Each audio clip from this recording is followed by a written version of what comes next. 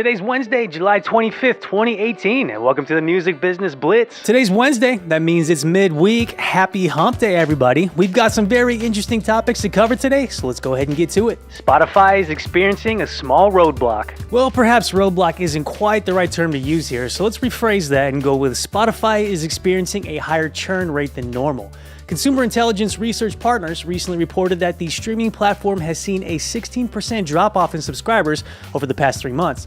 Now, of course, the report also indicated that 11% of ad-supported listeners converted to premium in the second quarter of 2018, and that 74% of trial premium subscribers continued with their membership after the trial period was up. So the overall picture really isn't that grim for Spotify, but truth be told, the 16% drop in subscriptions is a lot higher than normal. Now, some speculate that these drop subscriptions are giving Apple Music a go, and even Spotify said that, quote, "We attribute this to a competitive US market with many choices for paid and free streaming music services." 21 Pilots are back in the game. If you're a fan of the two-piece rock group 21 Pilots like I am, these guys are pretty dope. Then you know that they recently released 2 new songs in preparation for their brand new album titled Trench, which is tentatively scheduled for an October 5th release date. You probably have heard their lead single Jumpsuit because 1, it's a solid track, and 2, it's been getting some serious attention. But what you might not yet know is that Jumpsuit is quickly becoming the first song in almost a decade to move up to #1 on the alternative songs charts in 2 weeks or fewer after its release. Now, I repeat, the new 21 Pilots single Jumpsuit is the fastest moving song to climb up to the #1 spot on the alternative songs charts in almost a decade. The last single that did this was Green Day's Know Your Enemy, which made its debut in May of 2009. Now, this quick climb marks the duo's 4th #1 hit on the alternative songs chart, with their previous 3 #1 songs making their appearance on this particular chart within the last 3 years. Pretty impressive. And in addition to that, collectively, 21 Pilots have now spent 31 total weeks at #1 on the alternative songs charts, placing them in a tie for 9th place with REM for the best sum in the chart's nearly 30-year history. Congrats, guys. Venezuela's Music for Medicine program. I love stories like these because it goes to prove that music is a universal language that everyone speaks and everyone appreciates. Now, you've probably heard about Venezuela in the news as of late because things aren't looking very great in the country, and then to add insult to injury, a lot of countries like the US, Canada, and the EU have been threatening and following through with new sanctions on the country. And when sanctions are placed, it's unfortunate because the people, not the government, are the ones that are most affected by them.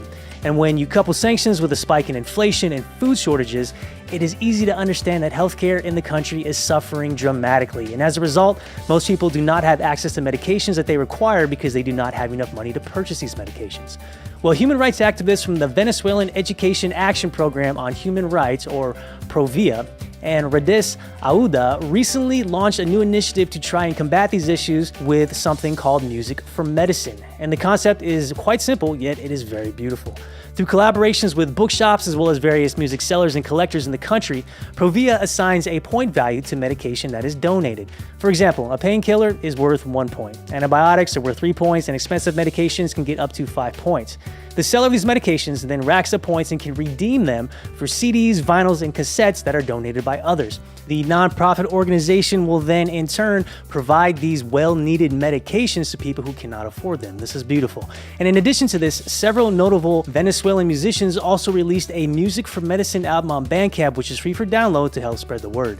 Now, the numbers aren't out quite yet regarding how the initiative is doing, and organizers do realize that this is a short-term fix, but honestly, it's the start of something, which is 200% better than nothing.